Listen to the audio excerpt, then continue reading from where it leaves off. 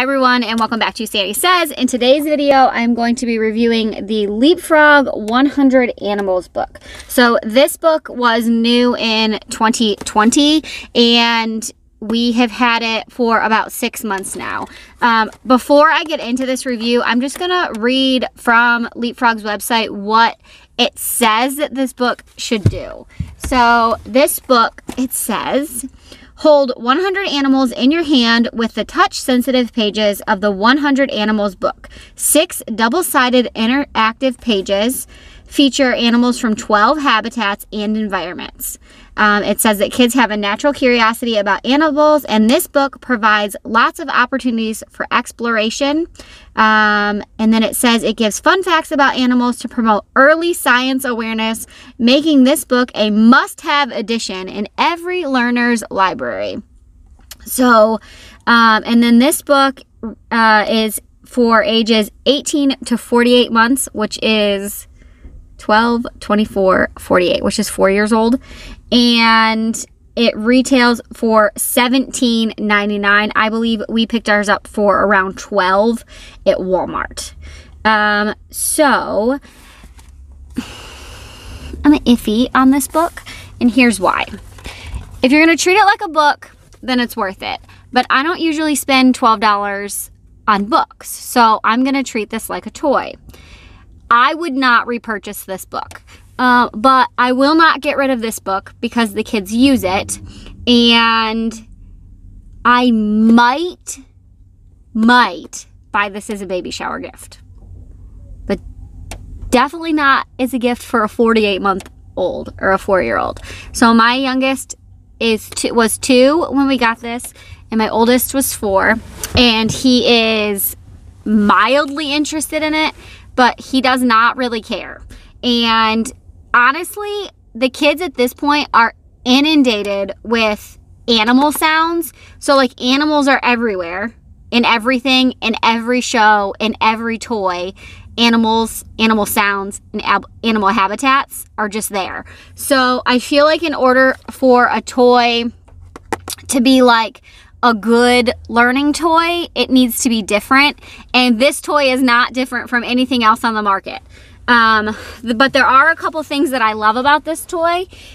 So first of all, I'm going to show you the things that I don't, well, we're just going to go over it from cover to cover. So it's the hard LeapFrog plastic, and I like that because they're really durable. They don't break, and we are still using the batteries that it came with from like the store, and it's still working. In my experience, the batteries tend to last about a year when you buy them from the store.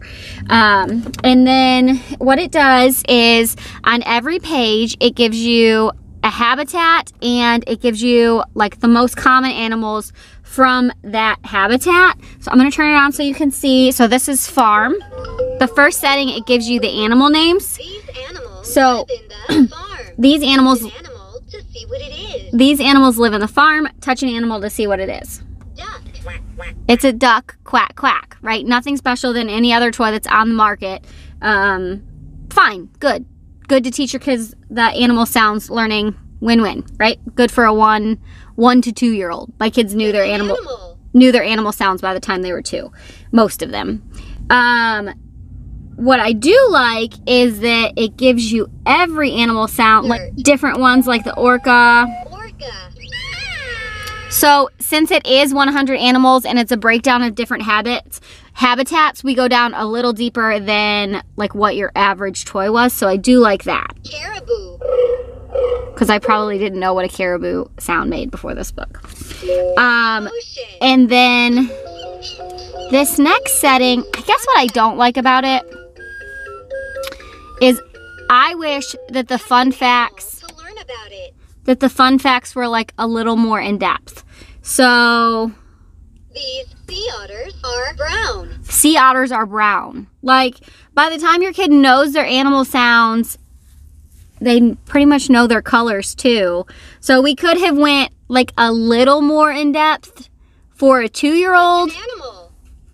We could have went a little more in depth for a 2-year-old with the facts instead of like, this sea otter is brown, or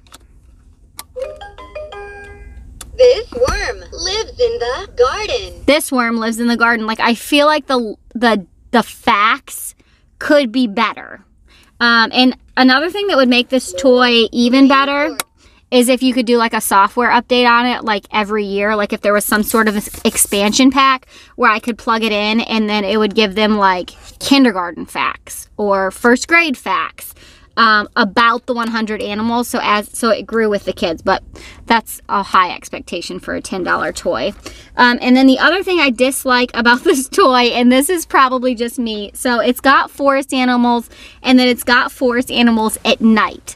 And I'm somebody who likes to use real terms with my kids, so I'm not gonna say, oh, they just sleep at night. I'm gonna say the owl is awake at night because the owl is nocturnal. Because I feel like if you give your kids the information, they're going to remember it. They're just little sponges, and I don't like the idea of watering things down for kids.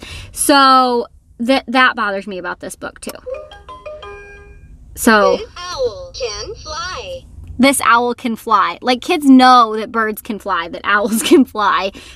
So I don't like the educational part. I like the identification part, and I like that it gives the sounds for every animal, because there are so many animals in here that it's not animals that you would normally maybe necessarily give your kids the animal sounds unless you were at the zoo or something. So I do like that part. I just don't like the facts. So if you're getting this to be as like an educational toy, it's just not one of my favorites. The primary reason we bought this book, because this is not a book that we would normally pick up. The primary reason we got this book is because it has this English-Spanish setting, and that is why we would keep this book long term, is because my 2-year-old likes to play with it, and I'm able to teach her Spanish words with this book. So, because I don't speak Spanish at all, and I like, whoops. Nombres de animales. El hipopótamo. La sabana. El flamenco. And I like that I am able to give her that with this book. So if you are looking for an English-Spanish toy that teaches, she really has picked up quite a few Spanish words with this book. And if you're just looking for like an interactive storybook, then I also do like this book. But I do not care for this as a toy, and I probably would not repurchase this, and I'm definitely not buying the 100 First Words book. And I probably would not buy this as a gift. So that's all I have to say about this book. If you have any questions about it, click down below. If you are a returning subscriber, thank you so much for coming back. If you're new, please hit that subscribe button down below. I really appreciate it. I upload videos every week about toy reviews, stroller reviews, and different tutorials. So if you have any questions, please comment down below. And as always, I'll talk to you guys in the next one. Bye.